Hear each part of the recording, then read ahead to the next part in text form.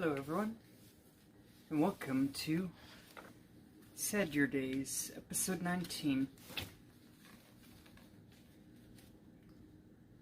Today's episode, we return to the Readsy blog once again, and our first story tonight is The Confidence of a Cat.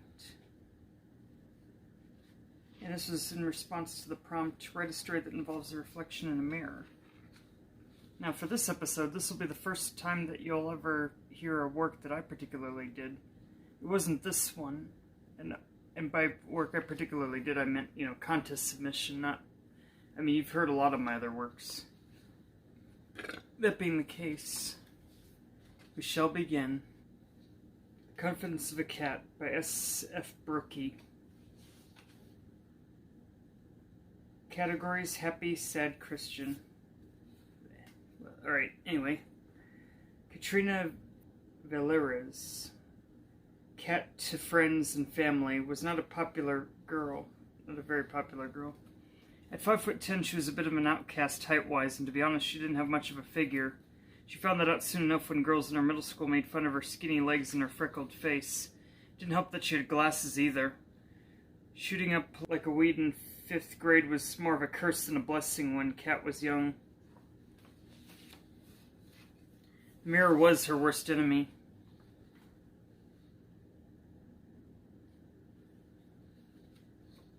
Even more than her sexy, athletic older sister or the girls that were making fun of her at school.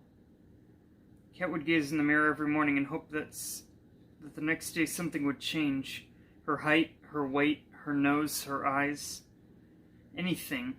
Nothing was perfect enough for the image she wanted to portray, so she threw her inner self away. She threw out the parts of her that made her Kat and found the niche of things that would make her popular. By 8th grade, Kat was Queen Bee, and then her parents moved and she changed schools. She started over again, only this time she had a newfound sliver of confidence in herself as she explored new areas of teenagehood. The mirror grew with her as she grew taller and found that slouching made her seem smaller. She learned that makeup was the it thing, even though she didn't like it all that much. Kat learned that she loved looking into the camera with a cute boy's arm around her waist. The mirror smiled wickedly as it chipped away pieces of that once innocent girl. Kat gained friends who were little more than groupies, but for a time she felt she belonged. With her parents working and her older sister at college, Kat grew into a false persona that masked the real Kat Valera's. But who cared about that anyway? High school was Kat's second chance at the popularity contest. Walking in with a short skirt and small heels drew heads quickly. Her blonde hair and flirtatious blue eyes were already on the lookout for an ex-boyfriend. Dating was always something that society had pushed, and why had Kat bothered to protest? Not when the men swooned over her and she could manipulate them to do what she wanted. Her mirror had cracks in it from the scars of the words of several exes that had caused her, but that was covered with the persona. Kat flew through the ranks, the titles Queen Bee, Mean Girl, and Miss Popularity cementing onto her soul as she went from class to class. At home she cried in front of a mirror as she took off her contacts to reveal brown eyes and her layers of makeup to show her still prominent freckles. Her reflection came up behind her, grabbing her shoulders tightly, and whispered that tomorrow would be better, but it was best to leave the mask on for now. People wouldn't think the real Kat was good enough. She always listened. The mirror hadn't changed from being her worst enemy. She was just immune to its poison now. High school was Kat's playground, and she ruled it with an iron fist that no one opposed. Her heart grew hard to the jabs and the names that were being thrown her way when she sashayed down the hall. She forgot her love of science and the sound of her flute that had been growing dust for years. Kat ignored her parents' pleas for her to talk to them. They didn't understand what she was going through. She had an image to keep up, and it didn't involve them.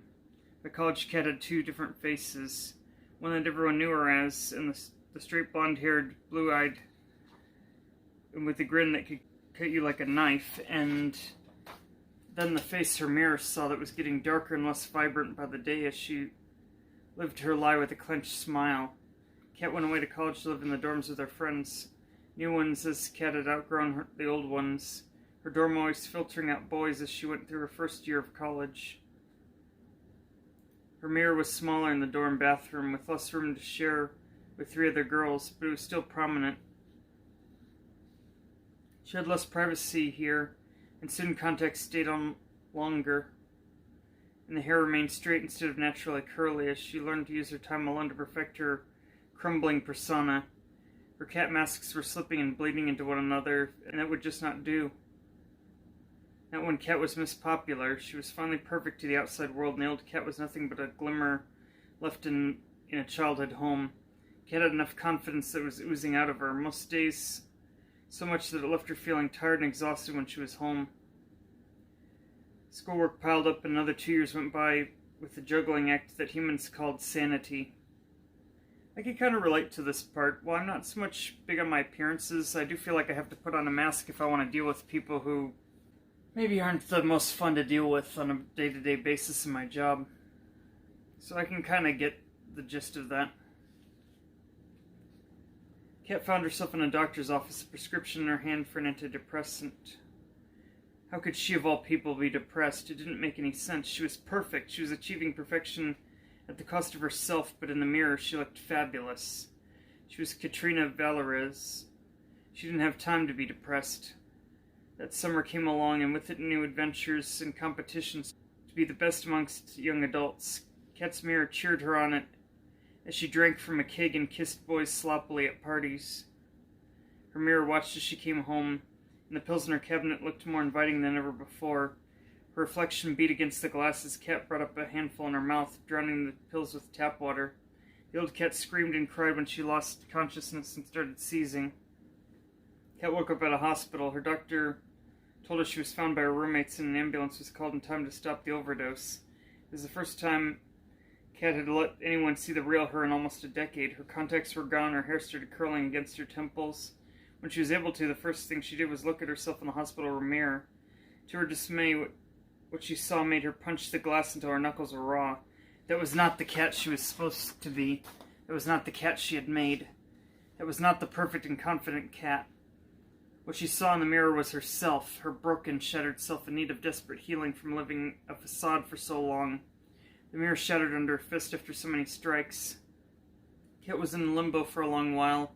Her mood would be ever-changing.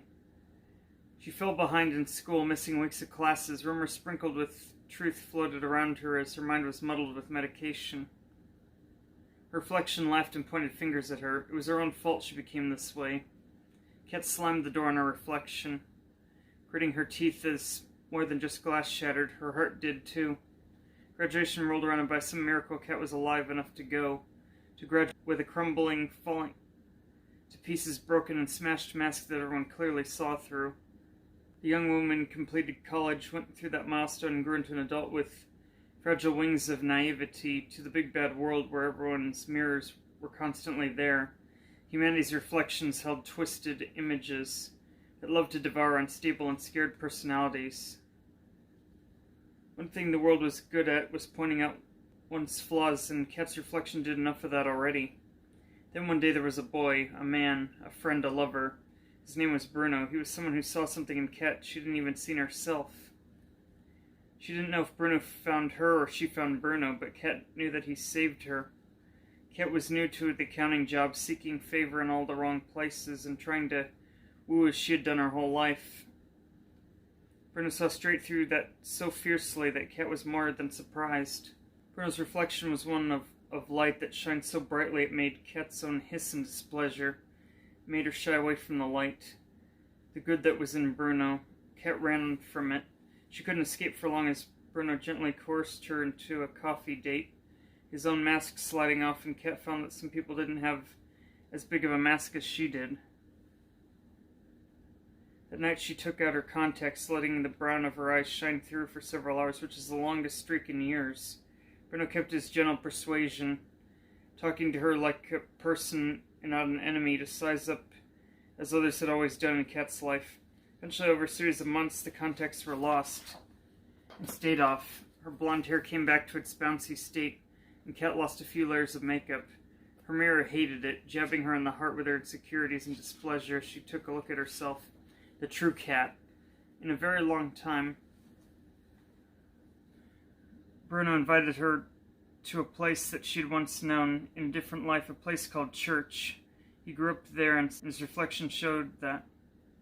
He had hesitantly accepted, not knowing how to dress or what to say, as Bruno introduced her to members of his family and friends. There she met another person, a friend, a father, a savior. His name was... I'm not going to say that word. Her mirror fought her, hated seeing the change in her, seeing the old hidden cat that brought into the good light that flooded her into her system. Kat did not know much about church or the Bible, but she knew that for once in her life she wasn't popular, and she loved it. The old cat kept reappearing, and each time she did, Kat shared a little more with her newfound and to Bruno. She saw that Bruno's light was a reflection of, and she wanted that for herself as well. Her masks were nearly off, hanging by threads now as she worked to be different and to rediscover the old cat she had left behind in middle school. Bruno encouraged her, prayed for her, loved her as she shared more and more about what her reflections had said to her over the years. One day she felt new. She felt light. She loved her reflection. Kat's mask finally fell off, and the world was able to see the cat that she'd originally been made to be. The funny, beautiful cat that loved Bruno and herself. Kat lost the heavy layers of makeup. She lost the context that hid her true eye color. She lost the ugly lies she told herself. Kat let be perfect for her. She did not have to do that anymore. Kat had gained back her confidence. She was real, true, and whole. Now that she was the cat she always was, but could never truly be. Katrina Valerius, cat to friends and family, was not a popular girl, and that was fine with her. She looked at her reflection, her white dress flowing all the way to the ground, her new wedding ring on her finger firmly in place, as was the symbol of Christianity around her neck, the true reflection that she stemmed to strive for. Bruno came up behind her and cuddled her in his arms, both of them smiling at their reflections in the mirror. Both of them were shining bright. And that was Confidence of a Cat. Final thoughts? Mixed. On one hand, I kind of see the point that they're trying to make, that, society puts too much emphasis into how one looks and whatnot. But I don't believe that church is necessarily the universal way to find that truth. Sometimes you just need people who aren't pieces of shit in your life, regardless of what their faith may be. And if you're wondering what word I refuse to read, I don't read the name of any Lord at all, because in the Orthodox tradition, to ascribe a name to one Most High is to make less of the one Most High.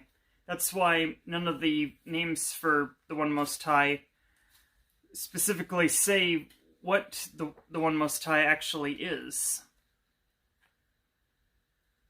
So, and the one word that we agree kind of is never to be spoken, but I'll just say it rhymes with your way, or sounds like your way, but it's not. So yeah. That's why I do it. It's not because, necessarily that I'm intolerant of any particular way of doing things. Just, I'm kind of trying to stay true to that as much as possible. To never speak the name that maketh less what one is. And that largely comes from Orthodox Jewish people more than it would be expected of, say, someone of the Reformed movement. But still, it's one of those quirks I kind of like to hang on to. That's why you might see in text I might hyphenate anytime I refer to it, the O in it. Yeah, totally intentional. For even some references to the One Most High must be hyphenated, censored, or otherwise.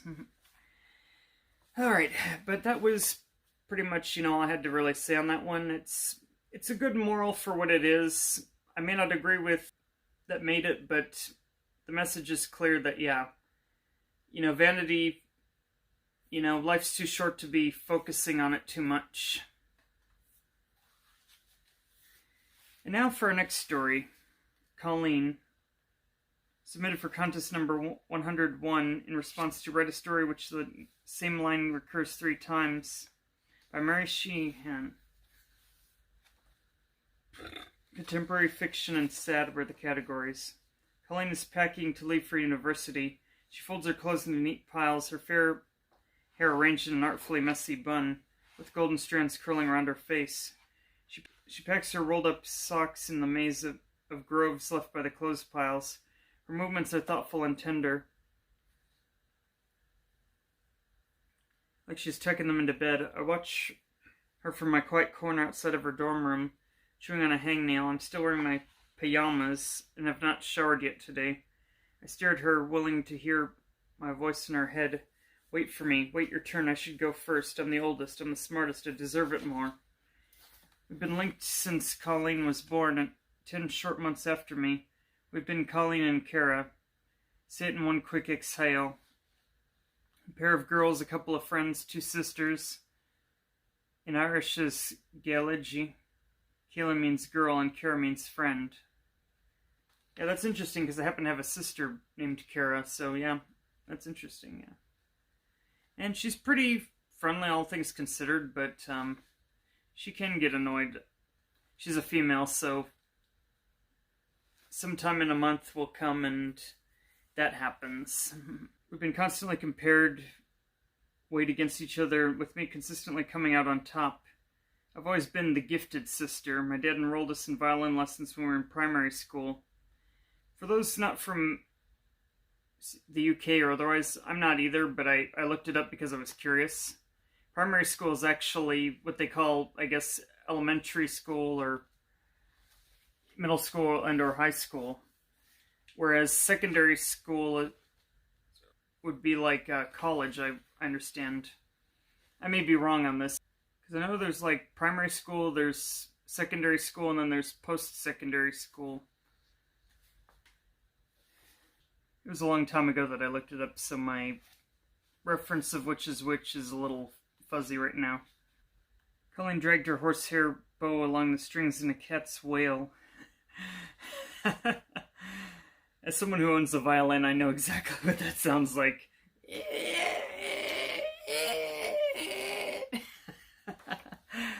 I'm sorry, I'm killing the somber mood here.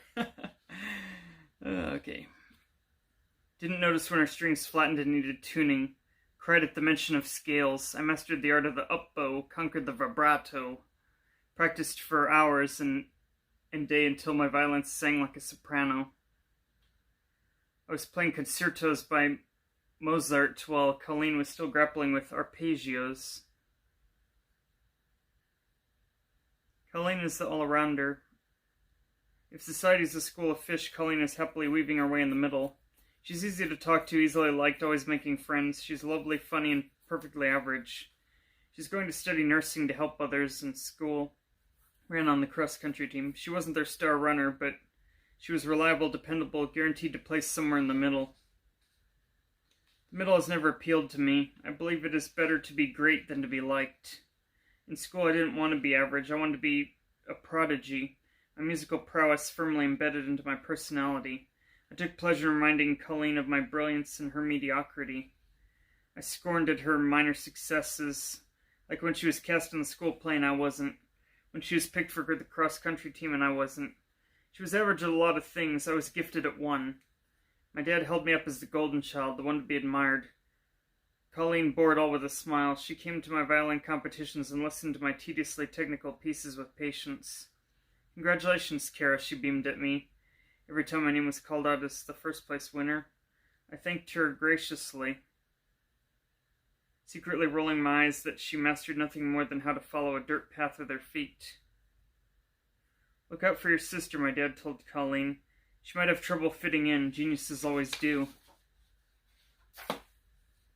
So Colleen took me with her to socialize me, she joked.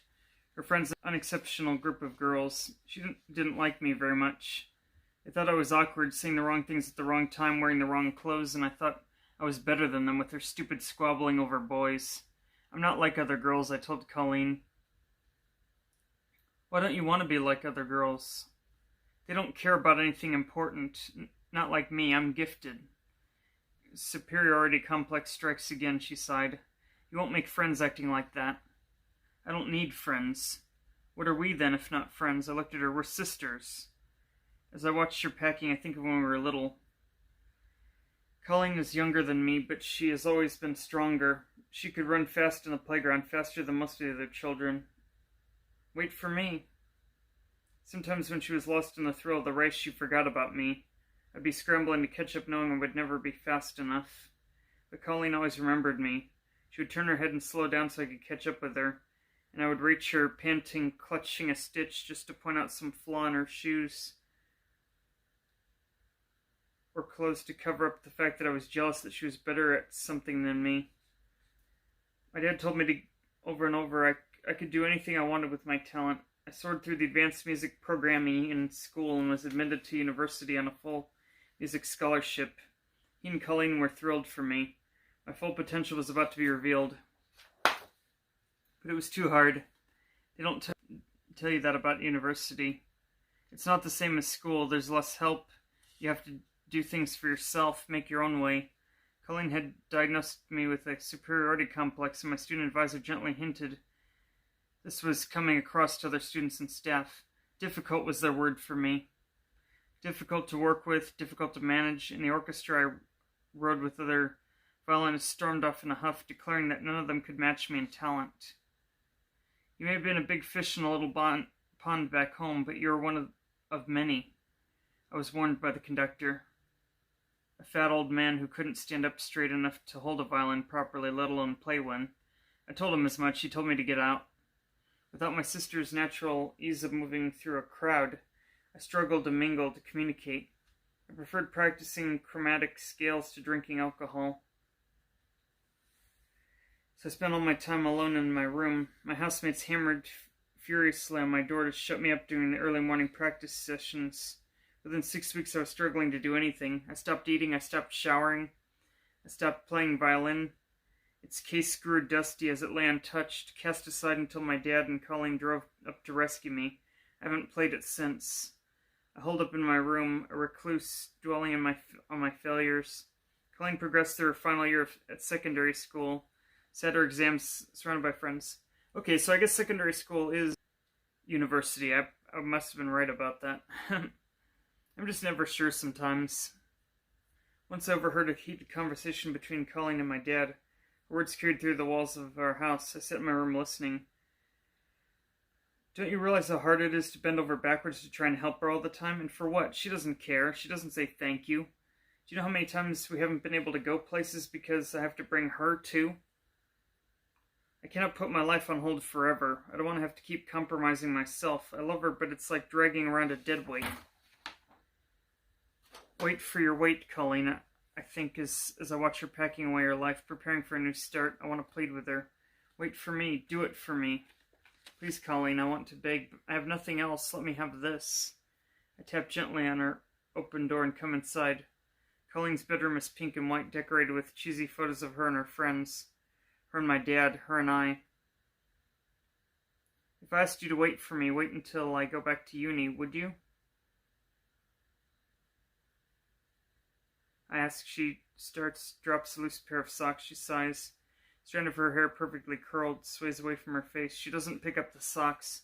She straightens up and folds her arms. Wait for what? Wait another year until you're ready to go back so you won't be behind me for once? Yes, I wince. It sounds terrible, ridiculous even when she says it. Do you care about me at all, Kara? Yes. If you did, you wouldn't ask. I start to cry, a final act of desperation. Please, Colleen, I gesture to myself. Look at me, I have nothing except the violin, and I don't even have that anymore. Do you know how hard is it for me to see you move away when I'm still stuck here? It was supposed to be me. I'm the brilliant one. She looks out the window. I think she's going to ignore me, but she speaks. Do you remember a few years ago when I was running on the cross-country team? You had a violin competition and I had a race. They were on the same day at different times. Your competition was first. You would have made it to see me finish my race, to watch me across the finish line. I asked you to come. You said you'd be too tired after winning the competition. I asked you, please, to hold on for another couple of hours so that me and Dad could go home together. I asked you to wait for me, and you said no. And Dad brought you home because he always sides with you.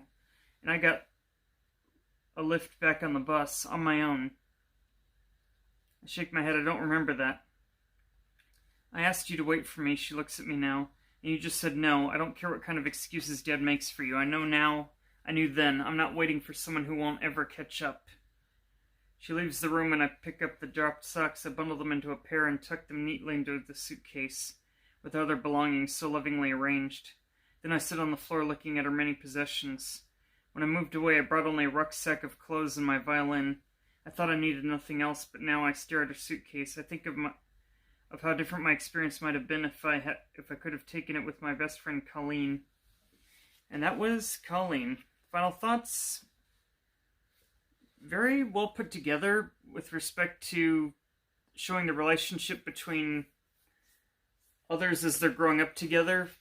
People who are okay being average versus people who have to be the best at any cost. I can definitely see the merit to both sides of things. And it very much depends, I think, on what you're good at. Well, even if you're particularly brilliant at one thing, you may be able to skirt through college and probably be peerless at a lot of things. At some point or another, you're gonna try and get hired at a business, and if you don't know anybody, it's gonna be that much harder to get your foot in the door.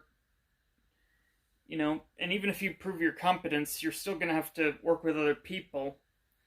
And so it's neither the right way to want to settle for being just average, nor is it necessarily the right way to try to be better than everyone else, without giving a thought for what the consequences may be. That is, you need a little bit of both sides of the same coin for there to be any sort of balance going on.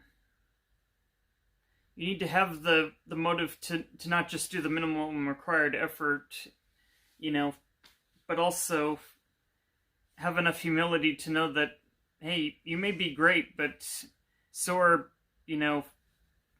these people. So, that's I think the lesson here. And apparently, this story was the one that won the contest, that one. So, hey, I can kind of see it. Now then, we go on to mine, the one that I entered, called Grim Return. Submitted for contest number 101 in response to write about a character doing something they've done hundreds of times, only this time it's taken on new meaning. And I categorized it as sad, American, and coming of age. I started out like this. Everyone has traditions. Sometimes it's family trips to a favorite venue. Other times it is at-home rituals they'd feel wrong if they missed the chance. For me, it is traveling to a place called Kavina and then returning from whence I came. As far as introductions go, you may refer to me as Adam, which means first man in Hebrew or something to that effect. There isn't much to tell of how I came to be, but rather the return pattern. This place seems insignificant to anyone else, yet so much more for me. As I hear the click-clack of train wheels, memories of childhood flood back to me once more. Every year I make a point to return here, once in summer and the second in winter. Sometimes I even have the company of others to show them around. This time I travel alone. Before long, the still recognizable part of town where the locomotive stops, primarily unchanged for decades, comes into view. With just a backpack of snacks, I disembark the vehicle and step outside. I always knew the same old dealership as a kid. It is empty of cars like someone abandoned it years ago, yet still a relic of a bygone era. Continuing about my way downtown, I note the changes that have happened concerning what is still around. The hobby shop is still there, the local game retailer, and even the Japanese restaurant appear unchanged since the 1990s, saving a few fresh paint jobs. I passed my old elementary school to see it as blue instead of red as it was when I was growing up. The mascot is different too. Instead of a teddy bear, it is now a panther. I could see from afar the playgrounds that were once hell for me on a bad day and purgatory on a good one. In my day, we had a thing called recess. It was a time for children outside of a structured setting to get some extra exercise. It was expected that children would want to play with each other eventually, but I was that kid always playing by myself. It wasn't that others didn't try to play with me, I just didn't have any interest, as I'd casually observed how some were when it came to winning and losing, and presumed just about everyone felt the same way. Looking back at it, I probably had the right idea. I had more than my share of teachers who just didn't get me. It was hard enough not to snap at them when already awake at an hour I'd rather be asleep. But mix that with children who are probably developmentally typical for their age, yet annoying to me all the same, despite the fact I was their age. One day, a recess monitor, we'll call her Miss Roberts, had had enough with me playing by myself. She told me, "I need to see you playing with someone." I replied, "I don't want to play with others. They'll beat me at something, make fun of me, and I'll get angry, and if I get angry, I'll get in trouble. Play with others or there'll be trouble." "Fine, but don't say I didn't warn you." Sure enough, my worst fears came true, and I got in trouble with the recess lady, which then was reported to my less than sympathetic teacher at the time. We'll call her Miss Young. Get in trouble out there, you get in trouble in here. So I received my penalty, as it were, and grew to loathe physical activity of any kind. It is more than likely a contributing factor to why I'm fat these days, besides my love of sweets. Even as an adult, I have a stress response when overloaded or someone happens to trigger something from my memories. Similar to one with post-traumatic stress disorder, I can get flashbacks or respond erratically to certain stimuli, but it has to do with people more than sounds. Especially people who remind me of the teachers I had, the kids in the schools I attended, or anything else that sticks to one if they take everything at face value in the most literal way possible. When in such a state, I sometimes forget what triggered it, but just remember repeatedly yammering swears or declarations of various aliases I use online to vent my anger. As I look at others around me, I interpret their concern as fear of me. It is like I am a monster that ought to be locked up in an asylum. They may be right to think that way. While I'm usually very kind to others, despite the hand I've been dealt, my coping mechanisms have not been completely effective on their own. Were we in a less tolerant era of history, I may well have lost my job years ago, if not been locked up like that. It's stressful and repetitive living the way I do. Whenever I get up to begin my daily routine, I have to almost obsessively scan my pockets and surroundings for every possible item I could forget at home, lest I run out and realize what is gone halfway to work. Then when I manage to get to work, I take orders, process payments, bag food, clean surfaces, rinse and repeat until break time and the end of my shift. There is both a comfort and a boredom associated with such repetitive work, so I've made it a habit to sometimes sing to myself as I work or subtly hum a favorite tune. Funnily enough, even my favorite songs have at least one line that repeats 3 or more times throughout the 2-minute track. As I leave the school, before anyone gets suspicious of my intent, I ponder why I make the triggering journey not once but twice a year and have for many years. So when I brought others, I convinced myself it was a chance to market myself, since I've written books that occur here. But now that I come here alone, even knowing no one is waiting for me, it can't be that. "Are you okay?" I snapped from my mental trance of thoughts to find myself outside of a coffee shop. Seems I'd forgotten the time or direction I'd been going amid the internal monologue. "I'm okay. I was just taking in the scenery here." Embarrassed, I walk into the shop and order a blended beverage without coffee, which isn't met with the sort of expression one might think if they realized the place catered to people who liked coffee and those who didn't, indiscriminately with their mixed beverages. Sitting upon a table outside as I sip my sugar-filled frosted drink, my mind wanders once more, but at least I don't look particularly awkward now. Once more I question what in the world I'm doing there. Everything fun to do is closed until further notice. Just a few retail shops here and there. I remember the frustration others had trying to teach me skills I've since left to rust. I never was able to legibly write in cursive, nor seem to keep myself organized despite exhausting nearly every filing system that other people proposed for me. If I fail to do such simple things despite repeated instruction, perhaps the answer is a mental block. If I maintain this routine, the solution to resolve it will come. Wishful thinking, but this world never made much sense to me, logically speaking, so is it really so unreasonable to think the answer will just come to me if I do the journey enough times to the places of failed learnings and other associative feelings of ill? The cup ran dry and I resumed walking about the place and came upon a mostly abandoned park. I grew lost in thought again, in my head the police and fire safety fair appear with the many free and fun games geared toward educating one what to do in various emergency situations. Then it vanishes to be replaced with a car show. Models I couldn't possibly repeat the name of to you, but clearly showed their age to anyone who's an expert on them. Coming to my senses once more, I see only emptiness. Ever since great darkness threatened every part of the world, no matter where one lived, you'd think you were in a zombie apocalypse. Though a sad sight to behold, I finally have a place I can reflect in peace. Some find such a journey meaningful because they can reunite with others they might have moved away from, but not me. Even were the world not threatened, as far as the few I did manage to reconnect briefly with on social media knew, I was here one day, disappeared the next. The school that I wound up to before moving away is gone. It was closed down and replaced a decade or two ago. Good riddance. Whose bright idea was it to have an elementary school, middle school, and a high school on the same campus with behaviorally different people than average? That said, while I considered it a victory I transferred out before that happened, I hope the people who really needed it didn't wind up in jail as adults. I may not particularly like what they'd done to me all those years ago, but I've realized with age that they had needs that weren't being met and problems I could never know. With that last thought, the answer seems clear as day. The purpose of making the journey to a traumatic place isn't to desensitize me to what had happened all those years ago, but to never forget my origins. No matter what successes or failures may come my way, none of them could have been without somewhere to have called home years and years ago. I'd yet to realize the meaning at the time, but looking back it all makes sense. Remember our history not to celebrate past mistakes, but to learn from them, and remember how far we've come in our darkest hour. I saw a reflection of myself as a kid in front of me. He is angry, vindictive, hurt. How could this world be so cruel? He just wanted to be left alone, but still, others granted him little peace. I reach out to hug him, but feel only air. Nevertheless, the sentiment seems to be understood. My actions have done what words could not. With each attempt to hug, my reflection becomes older with different struggles, yet I remember precisely what they represent, for it is a part of me. Once my last reflection vanishes and reality comes back, I feel a moist sensation under my eyes. Not rain, but tears. As a person may observe wakes every year for a loved one or just visit their grave, it seems that the same effect can happen in the death of one's past. The final form really stuck with me, for it was a vision of the last time I'd ever competed at anything.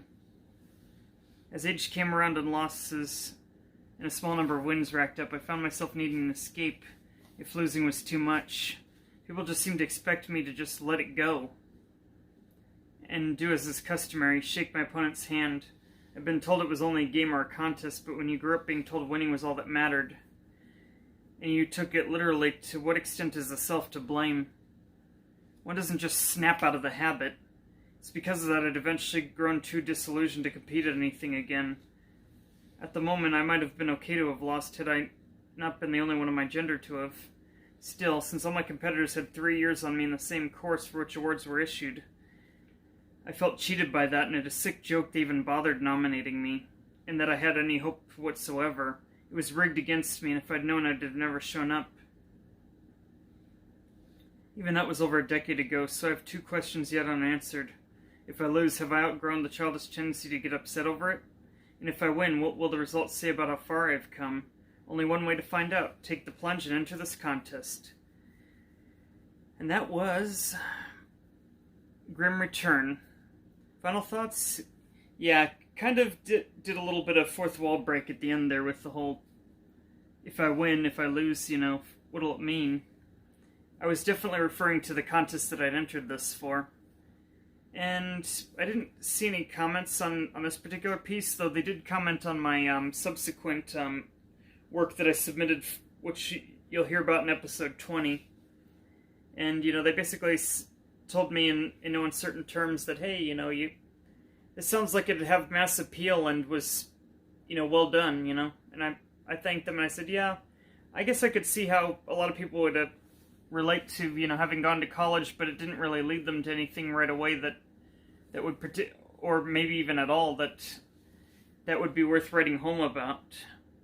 And so that part I can understand. Now, the stuff before that, I'm a little unsure if they could relate as much to it, as it was pretty specific, but some things like, people being prescribed medication for things wasn't unheard of in my time either. It's only, I want to say, in the late the 2000s, maybe, that people started saying, you know, maybe these drugs aren't all what they are, you know, or something. Or I guess they kind of started doing that in the 90s, but it was slower to gain traction as they didn't have the internet at the time. Well, not the way it is now, anyway. We didn't have social media, I'll tell you that much. And I could tell you from living back then, yeah. Back then, you'd have had to freaking hear the worst screech of your life to connect to the internet, because it was basically dialing into your phone line. But anyway, that being the case, I think that's pretty much where I want to end this episode and say, yeah, so it didn't necessarily win the contest this time, but at the same time, these other people have probably been competing longer at it than me and have gained a following that I don't have, so to what extent that would actually be advantageous to them is unclear, as I presume so according to the rules, they said that they're picking these they're picking a short list of ones that stand out to them, so maybe it's their talent that got them the following and not the length of time they've been submitting posts, although one could argue that one improves over time as they submit more and more entries, maybe. That being the case, you know, hey, shit happens, you know, and I really didn't expect this piece to win anyway. But I just kind of wanted to experiment and see if I would get any response to it. Maybe a comment, maybe some feedback, maybe just even have it on their short list. But ultimately, I'm just glad they have it on their site so people can view it. You'll see it in the description below when this video is uploaded. Until then, this has been Sadurdays, episode 19, with your host, the Forsaken Scribe. Thank you and good night.